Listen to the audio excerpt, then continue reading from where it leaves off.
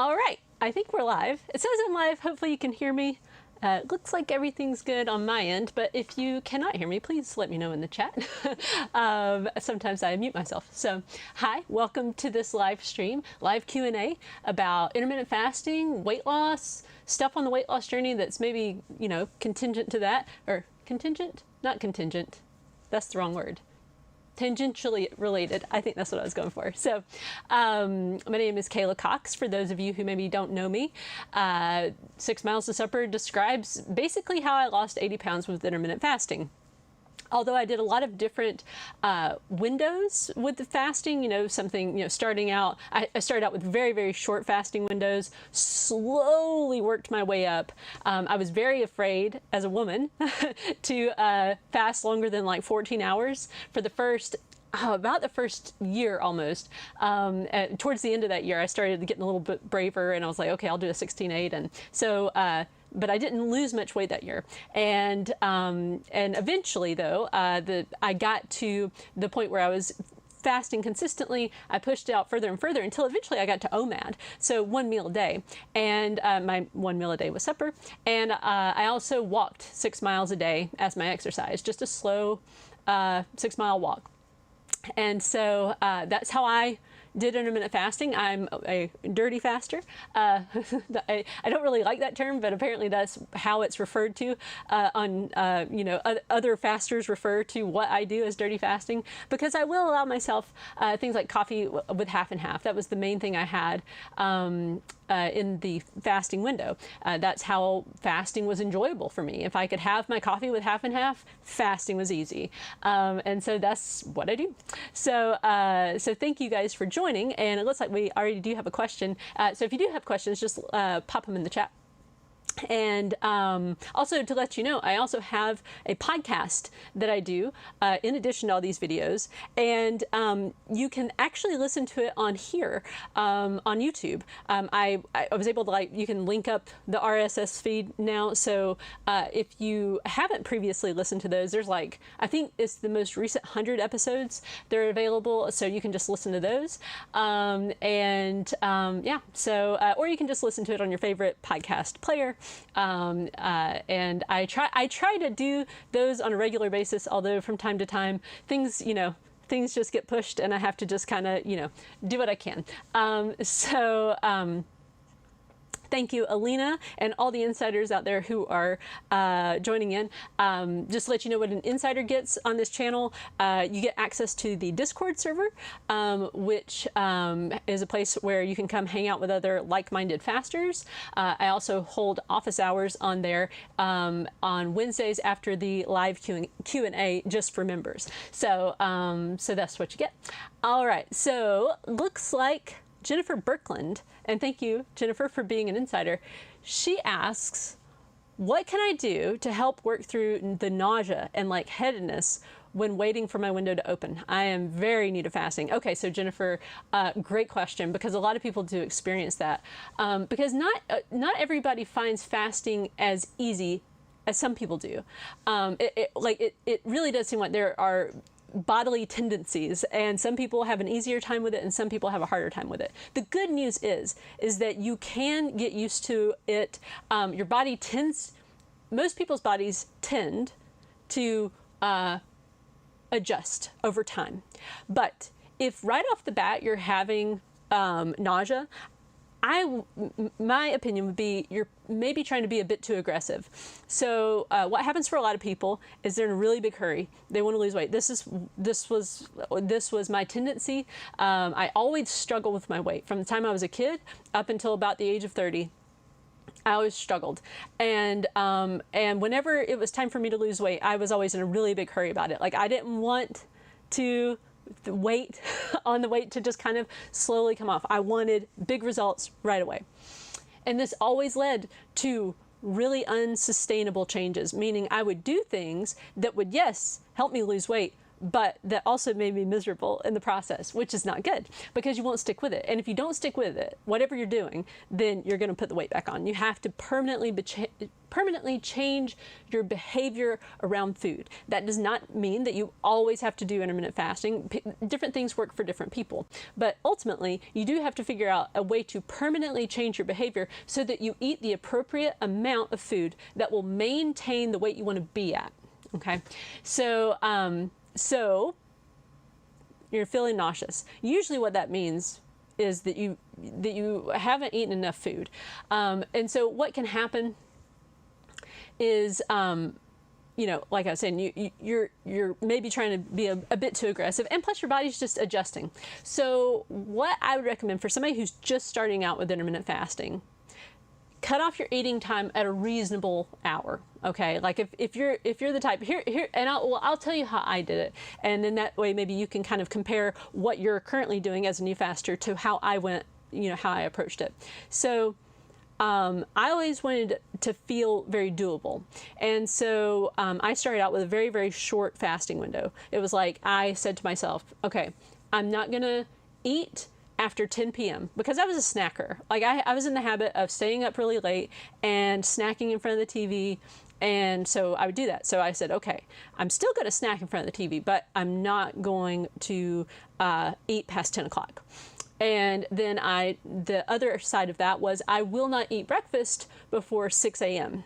Okay, so that's 8 hours. That's not a big fasting window, but it does give you a little bit of structure around your eating. And to me, that was very doable because I was like, I was not going to get nauseous, right? Like if I ate at 10 or right before 10, and then I woke up and, you know, by 6, you know, I'm maybe ready to eat, but I'm not like feeling nauseous. So, so basically my strategy was to slowly push things out. So like, okay, I was able to do that. And then after a while I'd say, okay, you know, like, I feel like I could get to 6:30. Like, I feel like I could do that. That wouldn't be, now, like, sometimes it was too much of a leap to think of a whole hour. It was like, no. That was, you know, like, I had to, like, just pace myself. So, so just slowly pushing the windows out. And what was neat about that was that fasting felt easy. But the problem was, you know, it wasn't very fast as far as weight loss goes. And so what happened to me in 2015 was I was not being consistent with fasting, just in general. I would, you know, when I was consistent, as I pushed my window out, I was getting, you know, when I was consistent with something, I would lose about 1 pound a week. But to me, 1 pound a week was failure. It was like, no, that's like, I'm obese, because so I was 222 pounds, which firmly put me in the obese category. I'm 5'6", so I felt like the weight loss needs to be a lot faster than this. If I'm doing the right thing, it should be faster. And I just ignored all those articles that say, oh, you know, 1 pound a week is good, like that's, you know, sustainable. Usually people keep the weight off if they lose it more slowly. And so, but I ignored all that. I was like, nope, they're just lying. I need 5 pounds a week minimum. And so, but as I was going along, when I would be consistent with that, the fasting window, you know, and I would just obey those rules, I would lose about 1 pound a week. But the problem was I would think that's not fast enough. And then I would like pause, right? Like I would not do the fasting really, but then I also wouldn't really be doing anything else to take its place, which led to a lot of plateaus and a lot of, you know, gains and, you know, seesawing of weight. So, but finally in 2016, that's when I got very, very consistent with intermittent fasting. And so, and I focused always on making it as easy as possible. So if, Jennifer, right now you're in the position where fasting does not feel easy, then I would say you're making it too hard on yourself. Remember, it's a very individual kind of thing. So some people, yes, some people can go from eating all day, every day, you know, and then one day they just say, I'm going to start practicing OMAD, and they just do it, right? Like, and they'll tell you, like, I was just able to do it. And that does happen for some people. Some people, it's like an epiphany and they just do it. But most of us, I would say, have to go more slowly with that, and we're better off going slower, you know, because it's better if you can't make that leap to just slowly get yourself there. Just, and it will require, being patient, which, by the way, patience, like building patience, is painful. And that's the root of the word of patience. It does mean suffering. So when you are, learning how to be patient with weight loss, it feels painful. So, in other words, what I would say, if I were you, what I would do, I would, first of all, make sure you're eating enough, okay? Because sometimes what happens is people are like, I'm going to do fasting and I'm not going to eat very much food. And, you're going to have nausea and that kind of thing. There is this sweet spot. This is just, based on my own experience. You find this sweet spot on the weight loss journey where you're eating enough food so that you're feeling good all day, okay? Like you don't feel miserable, you don't feel nauseous, you are not getting headaches, you don't feel blah. But the scale is still moving down, okay? And see, and if you go too far in the other direction, if you eat too much food, then the scale will go up, right? Or it will stay stuck. So like you have to like find that sweet spot where you're feeling really good, the scale's moving in the right direction, and everything is sustainable. And it takes trial and error, and nobody wants to hear that. Everybody wants to hear like it's just a straightforward, but everybody's different. Your own preferences for food and how much you like to eat, and maybe different habits you have. Like maybe I tend to be a really fast eater. I also was an emotional eater, which I did not realize when I was obese. I didn't know that I was doing that. I did not understand that I was, most of the time when I was just grabbing food to have a snack, I was doing it because I was upset. But over time I learned that. So you have to, like, it's a whole process basically, and it's messy. But if you keep going, if you keep, tracking your weight and, keep trying to be consistent, and then, like learn about yourself, like, okay, when I do it this way, when I eat this much food, I don't feel that great. But if I eat a little bit more, then that puts the scale, and maybe it's slowly moving down, but it is moving down. You have to find that for yourself, that all those little data points. And it's messy. Okay. All right. Matt Swanson says, think I overwatched yesterday. I hit 20,000 steps. Then I had my own mad, but was ravenously hungry. This can happen when I hit the weights too.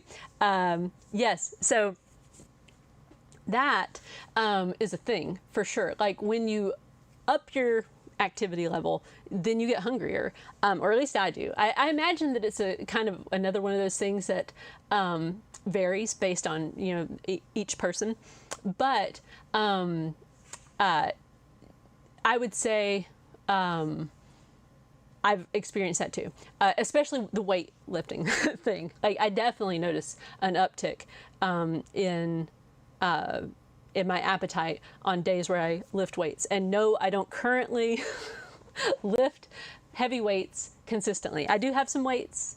I bought them, and this has been another lesson in, man, it is really difficult to start a new habit and to get consistent with it. And it reminds me of the beginning of the weight loss journey. And, like it was just so hard for me in the beginning to get consistent with fasting, to get consistent with a step goal. It was just difficult. But over time, I got into this rhythm, right? But with this, and you might think, oh, well, once you know how to do it, then it's just easy. It's not. To me, it's always difficult to start a new habit and to get into it. And it takes effort. It takes really wanting to do the thing. Lots of good lessons there. But that, Matt, your comment made me think about one thing I used to do, and I recommend this to people, is so my exercise, like I said, was a step goal. And the reason I was just walking and not doing anything other than that was I had injured my back doing a heavy deadlift in 2015, July of 2015. And so since walking was kind of my only thing, I decided like, okay, I need to make this like kind of challenging somehow. I did not want to increase my pace. I hate walking fast. Okay. Like I don't enjoy that. I like to just walk and enjoy the walk. And so I was like, okay, so I don't want to increase the pace, but how can I like do something, I liked the idea of a personal best. And, because I really found that motivating in my deadlifting, or well, in my weightlifting in general, which is probably I tend to be a pretty competitive person, and so I think that's like why I ended up injuring myself. I was just being too aggressive, and so with my step goal, what I decided was each month I was going to do a personal best for steps, and that was a really good thing to do.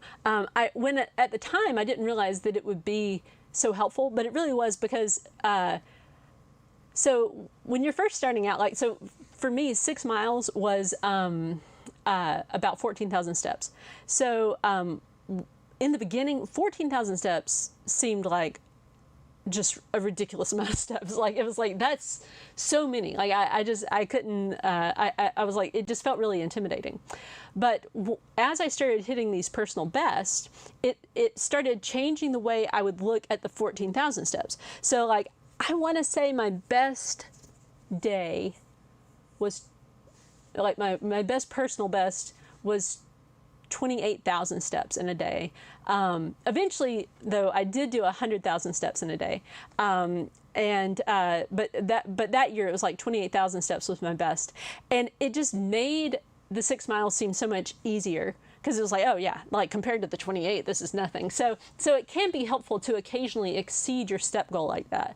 But then also knowing, that it can also mess with your appetite, which doesn't mean don't do that. It just means like, just be aware that sometimes what can happen too is your increased appetite can make you overdo it on the food. Like, I mean, it definitely has happened to me before where it's like, I'm feeling hungry because I'm more active, but then I end up eating more food than I need, and so the scale will either go up or, if I'm trying to lose weight, get stuck. So just those are things to just be aware of. It's very, very easy to overcompensate when you're exercising harder. Maria Duran says she's watching from Chihuahua, Mexico. Love your channel. Well, thanks, Maria. Thanks for joining from Mexico. That's awesome. Hey, Nana Grace. Glad you're in here. Let's see.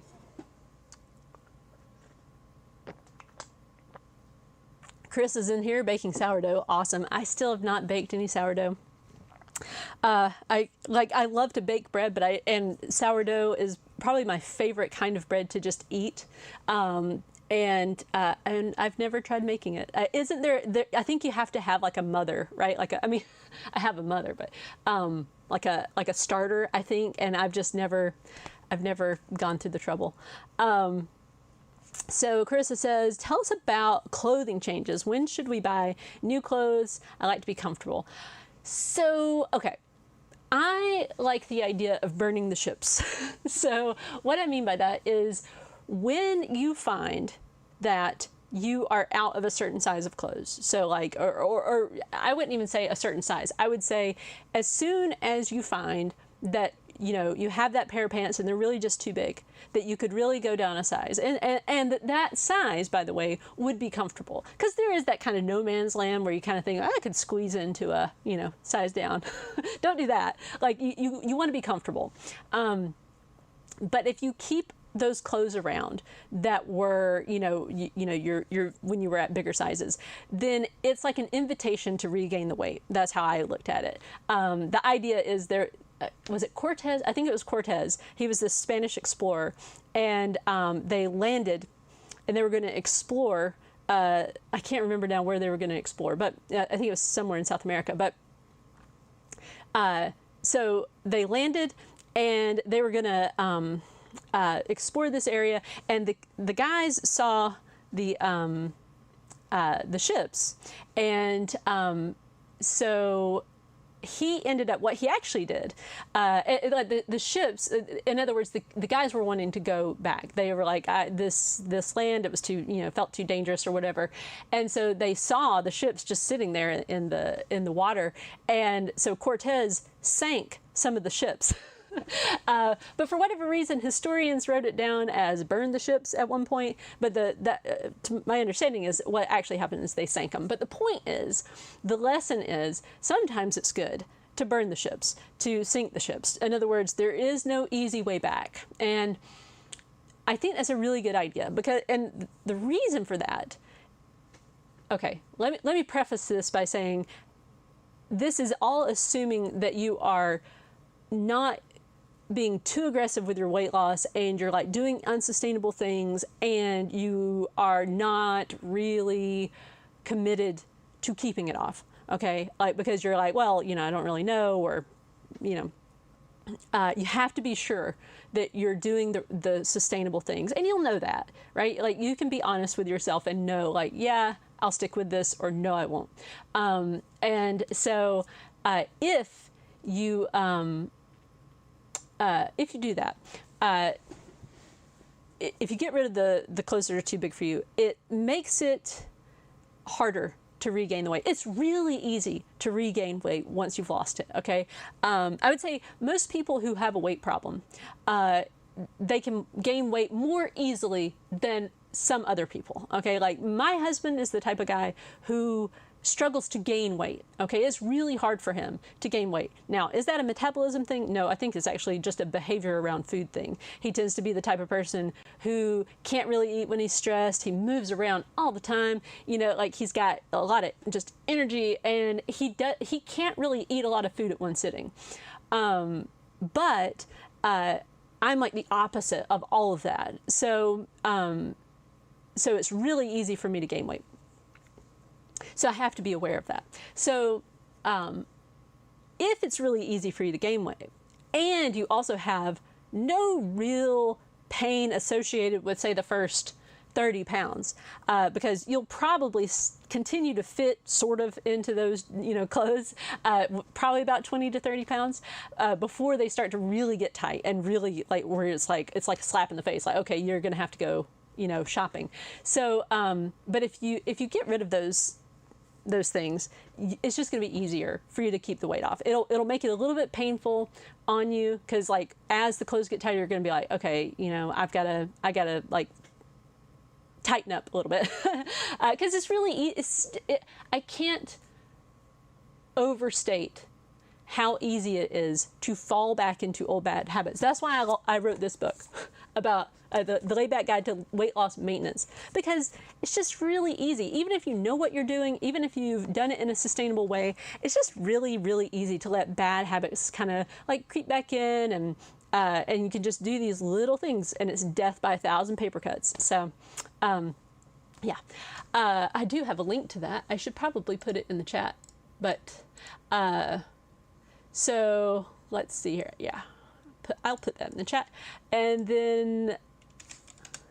So yeah, burn the ships. That's what I say. As soon as you're out, like, it's like the clothes are loose, go buy yourself. And like, if budget is an issue, because this is always an issue for me, it's like, but like, I don't really want to go buy, the in-between sizes. Like, I'm not down to my goal weight yet, but I really should just go to the thrift store and get like some really cheap jeans that fit. And then that way you can get rid of the things. Or, you could tailor your jeans, like you could, or I mean, really any of your clothes, you can tailor them, or you can have them tailored. So, I mean, those are some different options. Like, if the idea of buying those in-between sizes is maybe too tight on your budget, which I totally understand, because that was always an issue for me. I was like, oh, I don't want to be, wearing loose clothes, because I knew it was like a motivator, but I didn't really want to go buy, but go into the thrift store, it made it just easy. So, okay. Alina wants to know what does HWC stand for? Heavy whipping cream. So heavy whipping cream is the good stuff, the good stuff that you make whipped cream out of, or that you put in pasta sauces to make them really rich and delicious. It's just like a lot of fat content in milk, like a milk with a very, very high fat content. I mean, technically it's cream with a very high fat content. And I wonder, I know that that is an American thing, or some of these things are American things. Like, people ask me what is half and half, because they don't have half and half in their country. But half and half is the British equivalent of double cream, I think. I think that's right. Which sounds backwards. I could be wrong. But anyway, it's not as fatty as heavy whipping cream. It's not something you could, I don't think, make whipped cream out of. There's just not quite enough fat in it for that. Technically, what half and half is 1 part milk and 1 part heavy cream. Put those together, you've made half and half. So, let's see, Matt Swanson. Sometimes with my OMAD, I start thinking, I need to count macros or make sure I'm getting X, Y, or Z micronutrients. Then I remember you and try to chill out that part of my mind. Thanks. Well, I'm glad. I tend to be such an overthinker. Like, I do. And you may think that that's really interesting, since like the title of like my books and stuff are like the laid back guide to intermittent fasting or whatever. But that's why I wrote them, because I do overthink these things. And when I realized like that I was doing that, then I'm like, I'm just really overthinking all this weight loss stuff. That was really helpful. So I figure maybe it'll help other people because I do. And I've had those same things. Like in 2015, I would worry about those things, like, oh, I gotta do macros. Like, so what that would look like for me is like, I would be doing intermittent fasting, right? I'm like doing my 14-10, and I'm being consistent with it, but the scale's like barely moving down. It's like a pound a week or whatever.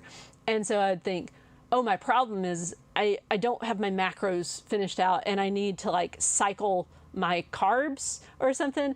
And then I'd be like, I have no idea how to do any of that. And so then I would go spend like hours on the computer trying to figure these things out. And there's so much conflicting information out there that eventually what would happen is like, I wouldn't do anything. I would be so confused and overwhelmed. I'd be like, I don't even know what I'm supposed to be doing right now. So, and then of course my weight loss would stall out. And so that's, that was 2015, basically a lot of overthinking, a lot of like stopping and starting and quitting and being in a hurry. And then, I had lost like 20 pounds by mid-year.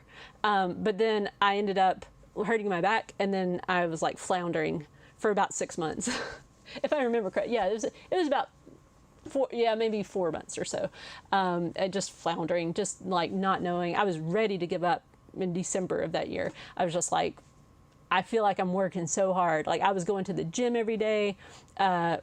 Until I hurt my back, and then I was just having to walk, and I was so frustrated because I was starting to regain. And I was like, oh, it was so hard to lose the weight, and now I'm going to gain it all back. It was just really frustrating. But luckily, I had been tracking my weight and keeping notes on what I was doing. And that's, if you're not currently doing that, like if you're kind of struggling, if you're doing fine, then whatever system you're doing right now, then keep doing your system, whatever works. But one thing that I found very helpful was that when I felt like I was, about to give up, the thing that made me not give up was I sat down with my spreadsheet. And so I've been keeping track of my weight. I weighed every day, and I kept track of my 7-day average. And I also made little notes about, here's what I'm doing this week. And 2015, it's like it was changing constantly. Like I literally wrote one week, I'm quitting intermittent fasting. It seems not to help. It's like, I couldn't have been more wrong.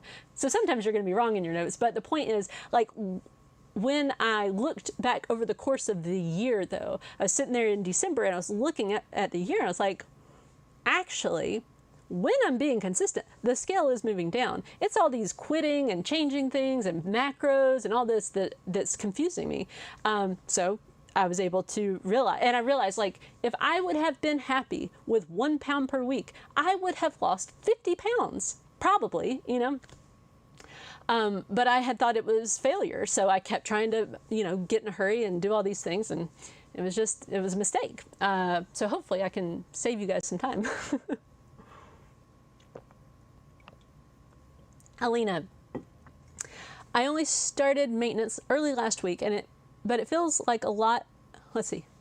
But it feels a lot like weight loss. I gain a little, then my weight goes back down. Does that sound normal? Yes, it does, because weight fluctuates.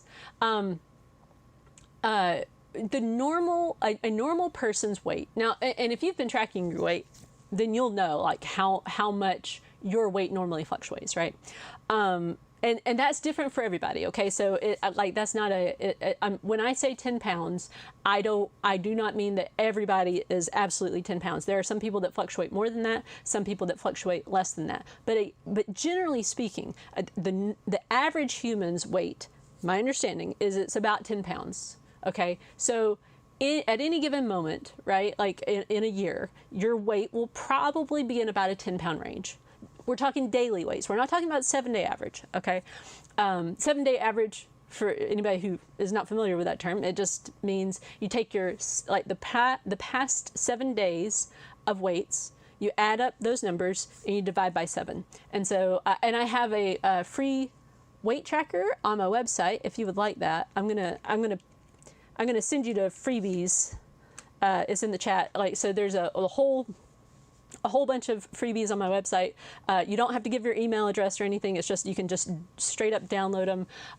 There's a spreadsheet on there that will automatically calculate your 7-day average, your running 7-day average. So all you have to do is put in your weight, and then it'll calculate all these things for you. And so, or you can use an app. I mean, you know, there's lots of different ways that you can do this. Pen and paper even works.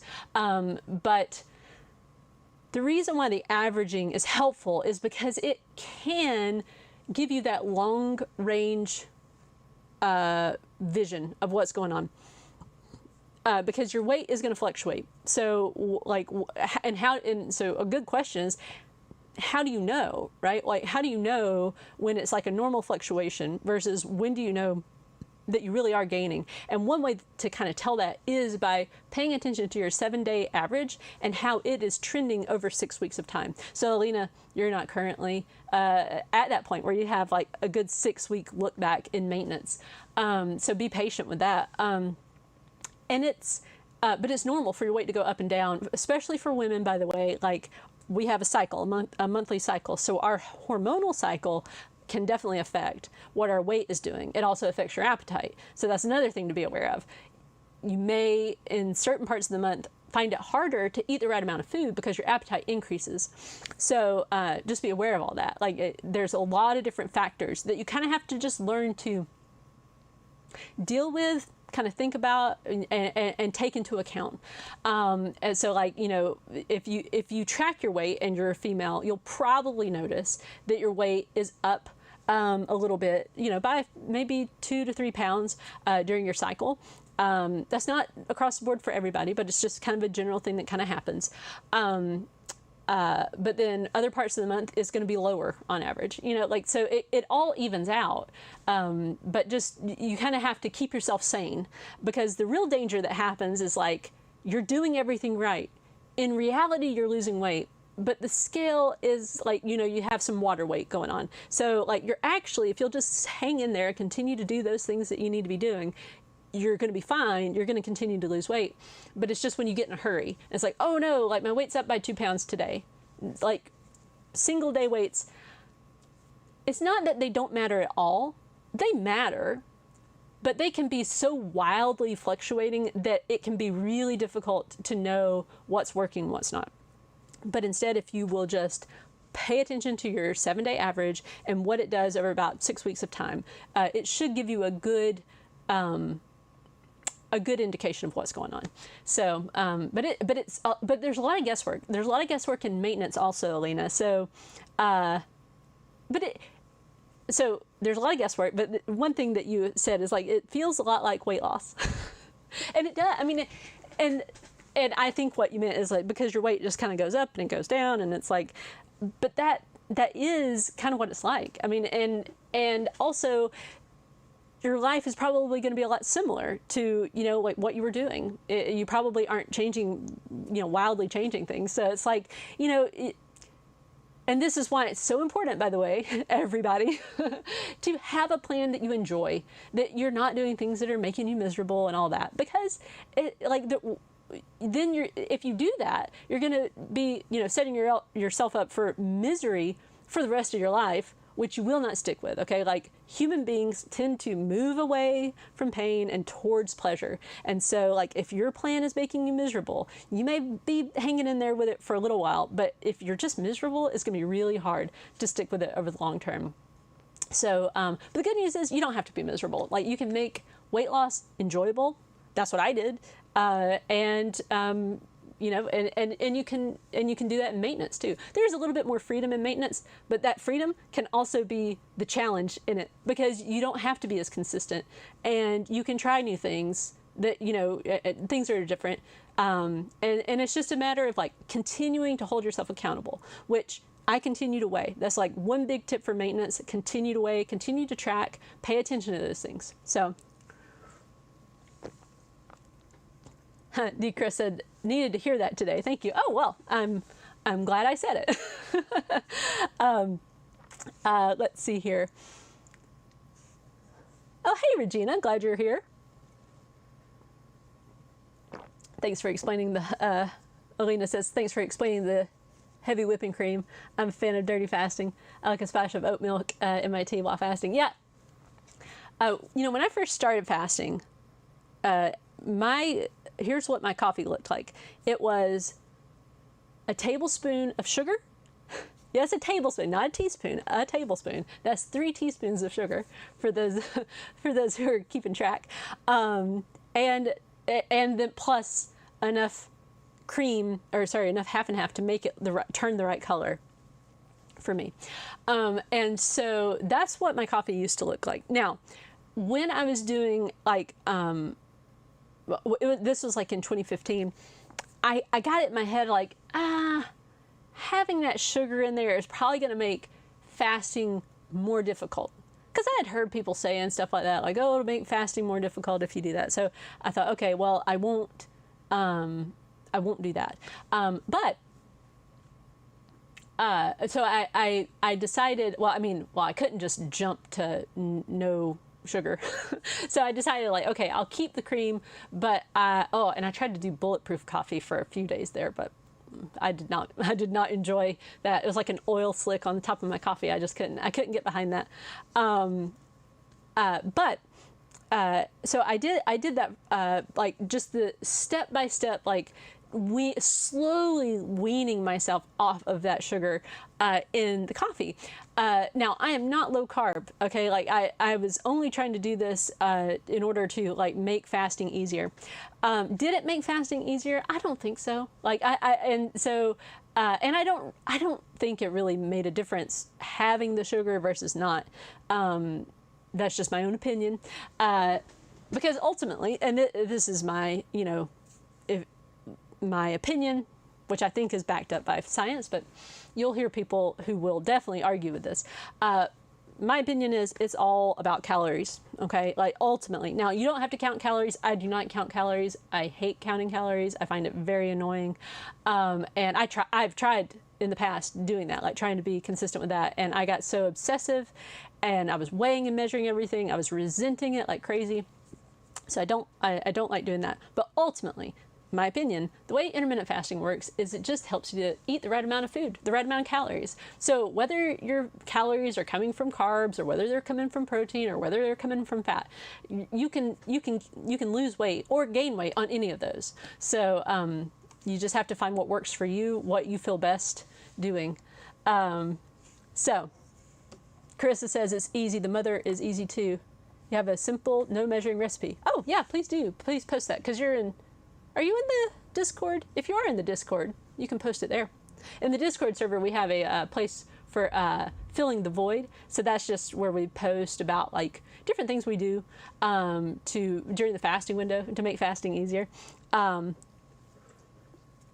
You'll find you have a lot of time on your hands when you're consistent with intermittent fasting. Or at least I did. I was like, wow, I have so much time. Like, I was able to start, like, reading a lot more, doing art, writing.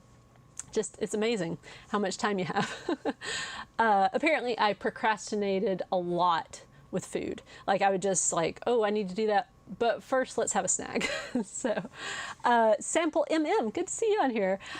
Do you think it has to be exactly 24 hours before your OMAD? Some days I eat at 4 and other days it might be 3 or 3:30. That does not matter at all, my opinion. I was never strict about that with myself. You know, people have often asked me like, well, what time did you eat? And I would say, well, it was about 6 o'clock, 6:30 at that time. But there were plenty of days where it was like earlier than that or later than that.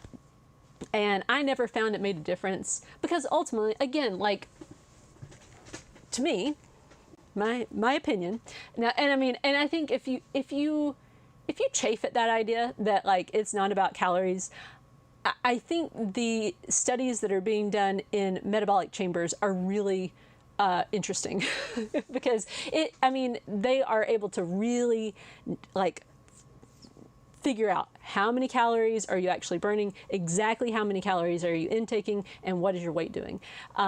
So, you know, just offering that. And the reason why the reason I'm kind of harping on that a little bit is because that was one thing. My resistance to that idea that it was really just about how much food I was eating, I was so resistant to that idea because I really thought at one point, like, I'm really not eating more than other people. Like, I don't know. To me, it was like a mystery. Like, why am I obese? I don't eat more than other people.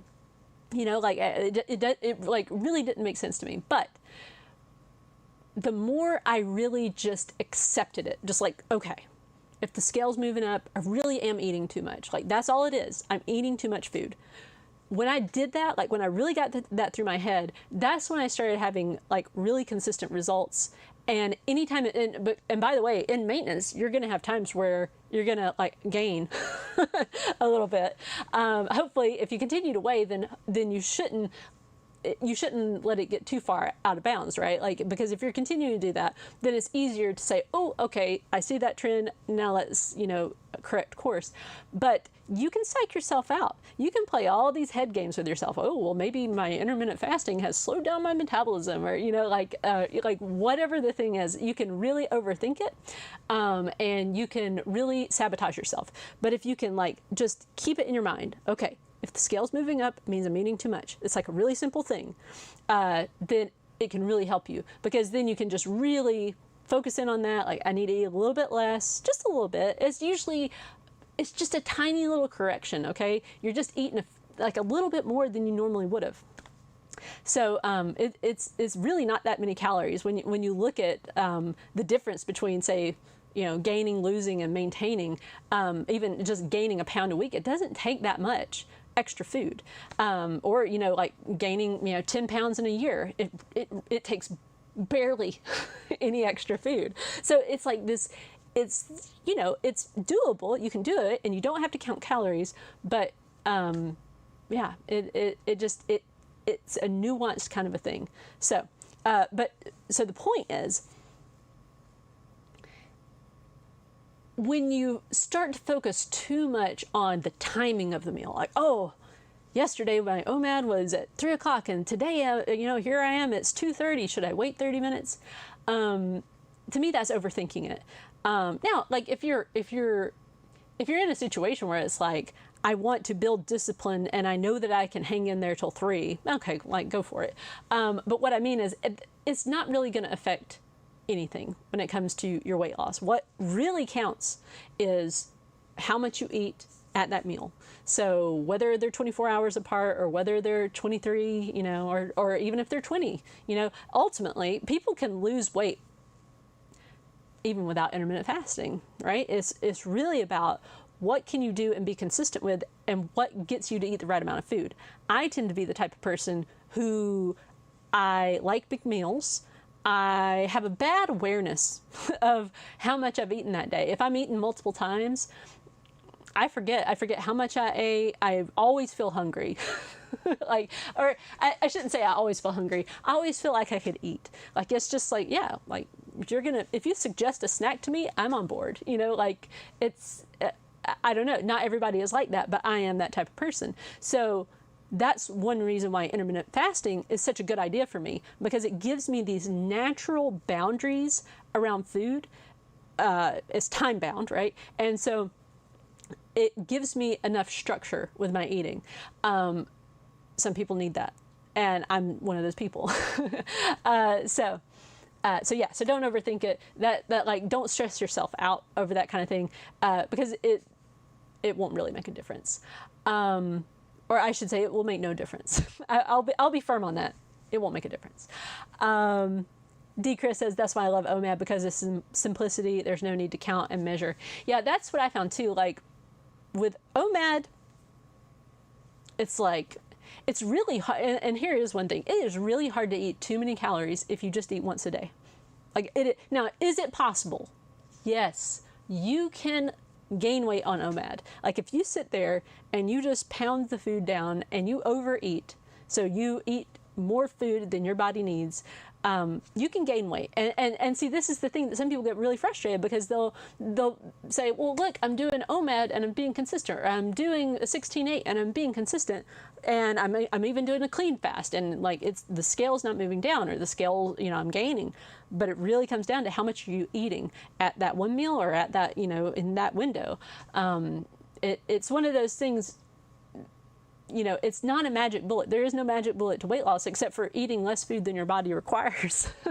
That's the magic bullet. And you just have to find that way, like what can get you there? What can you stick with so that you can eat that appropriate amount? But yeah, I hate counting and measuring, and like I did that for a while, and I just remember being so frustrated one night, and it was good, actually. Sometimes it's a really good thing when you have that kind of moment of like anger and resentment about something. You can get clarity when you're angry about something. You can really get clarity. So, but I had this moment where I was like, I'm really resenting that I'm going to count, that I have to count calories. And then I realized I don't have to count calories, right? And I was convinced at that point, I can figure out, because people lost weight long before we knew how many calories were in things.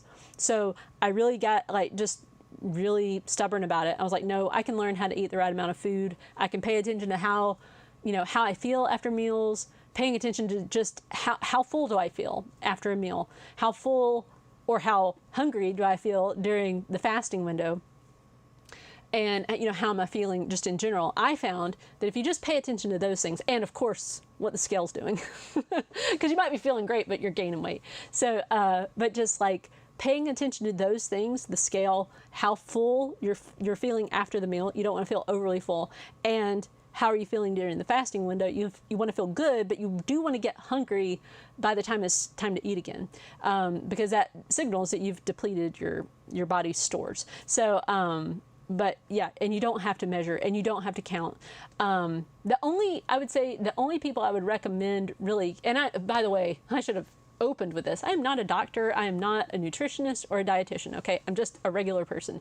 But the only people I would say it would be a good idea to do a little bit of calorie counting would be if you are struggling to lose weight, like you really are, like you feel like you're doing all the right stuff, and you really do have weight to lose. In other words, like this is not like vanity weight. Like this is like you really do have a significant amount of weight to lose. If you're not losing and you feel like you're eating the right amount of food, it would probably help you to count calories for maybe 2 or 3 days, just to kind of understand, because it's to me, like counting calories, some people love it. Okay. Like some people, they can do that. It's their jam. They feel empowered. Great. Most people find it harrowing. It's like, oh, I don't want to do this. And it's so like, you have to be so precise. And that's the thing, like eyeballing amounts. I wish I meant to bring a prop, because I measured out 1,500 calories worth of pecans.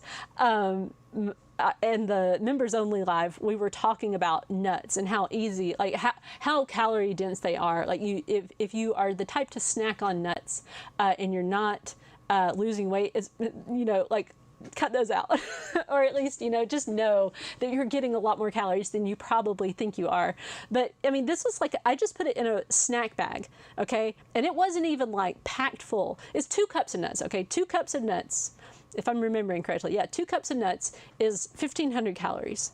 That's a lot of calories. And so that's like enough for a day of eating, basically. I mean, everybody's different. Okay, so I'm not saying everyone should eat 1,500 calories. That's not what I'm saying. But the general kind of like the average woman trying to lose weight, 1,500 calories is pretty much like what people would say, eat 1,500 calories. And you could just have that. I mean, I could certainly blow through a bag of those pecans. So just know that, it's just so easy to eat too much food. And it's like that with everything, like mayonnaise. Like there's so many good things that I love that have a lot of calories. Like I love my mayonnaise. Mayonnaise and sriracha. Those are the 2 things I just really love in food. And butter and cream. See, I like all the fatty stuff. So yeah.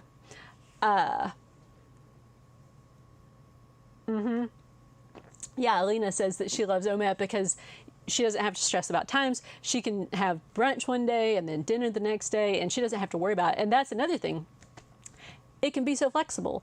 Some people, and intermittent fasting can be flexible too. OMAD, I don't, well, actually, like in maintenance, I had a lot more variability with OMAD being at different times of the day, especially like these days if I'm practicing OMAD, which I'm not always practicing OMAD because I'm in maintenance, so I get to do what I want. No, I usually do some form of intermittent fasting about 5 days a week. If I'm trying to write a book, I'll just do OMAD 5 days a week. And then Sundays I take off, and then Saturdays it's usually 2 meals a day, but I do find I try to stick to just meals, and I usually do, if I'm going to do anything, it's probably just more like a 2MAD than having a window. That's not like 100%, but I'm just giving you like a general kind of like, that's basically what I'm doing. But anyway, the point is though, as you get better at OMAD, because in the beginning it might be difficult for you, some people, to change the time of your OMAD, okay? Because it's 24 hours of fasting. So if you're used to 4 o'clock, you eat your OMAD every day at 4 o'clock, and then you try to wait till 6, it might feel pretty difficult the first time you do it. Now, like once you've done it once though, to me it's a lot easier. Like whenever I pushed out the window one time, I realized it was like pushing out the step goal. It was like, oh, I can do that. Like I didn't die. Like, yeah, I can fast for 25 hours or 26. I even fasted for 5 days twice since then. I did that not for weight loss though. I always like to point that out. Like I waited till I got down to my goal weight, and then I've done 2 5-day fasts, not for weight loss, just for other health benefits that I had heard, possibly kind of like a cancer insurance, where like you just maybe could prevent some cancers by doing extended fasting. That's something from Peter Attia. He's a fasting guy.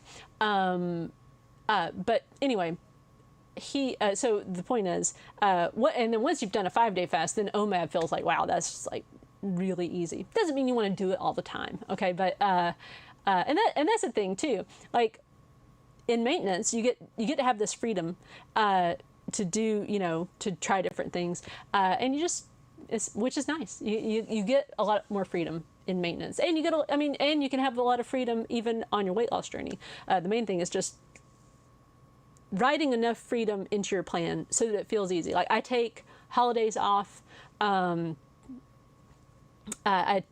always took a cheat day on Sunday. Like I was constantly trying to give myself freedom as much as I possibly could while still losing weight, which is again trial and error. You have to try things, see how they work, and then go from there. Okay, I think maybe we got all the questions answered. It was not showing me the live chat. I think I got everything. So yeah.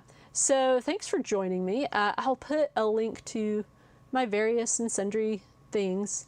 The Laid Back Guide to Intermittent Fasting. If you are new to intermittent fasting and like you feel a bit overwhelmed by it all, that's the book that I wrote to just explain the very laid back way I practice intermittent fasting. And it's just kind of like a handy guide. It's a really easy read, and not technical language. Obviously, if you've been listening to me for the past hour, you'll know that I am not a technical person. So, but yeah, and it's also available on Audible as an audiobook, and I'll put that link in the chat also. So, thank you guys for joining me. I hope the fasting journey goes well for you, and I'll see you next week.